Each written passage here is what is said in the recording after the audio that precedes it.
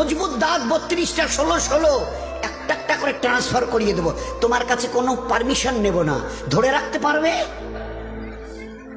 এইভাবে আস্তিন গোটানো, মাসল ফোলানো ধরে রাখতে পারবে তো? এরকম করবে না তো? এইভাবে এরকম হবে না তো? সামনে এসে একটা পান দিচ্ছে, এই হাত, চাচা এই হাতটা নিলেন, এই হাতটা কলেন, আরে বাবা দেখ না চিমটি কাটাতে কিচ্ছু নেই।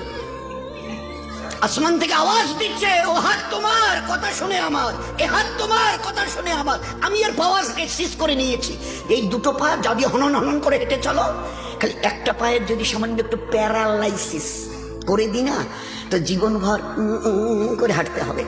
বেডরুম থেকে নিয়ে বাথরুম একদম লাগালাগি, অ্যাটাচড, আমরা বলি না অ্যাটাচড।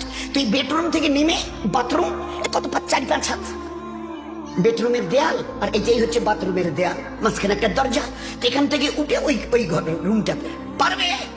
আছে পাওয়ার? কিসের দেমাগ তোমার? কিসের এই অহংকার তোমার?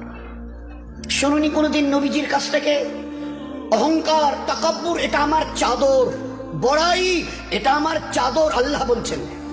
আর আমার চাদর ধরে যে টান দেয় তার ঠিকানা কোথায়? এবার বলেন না, সবাই কম বেশি জানে।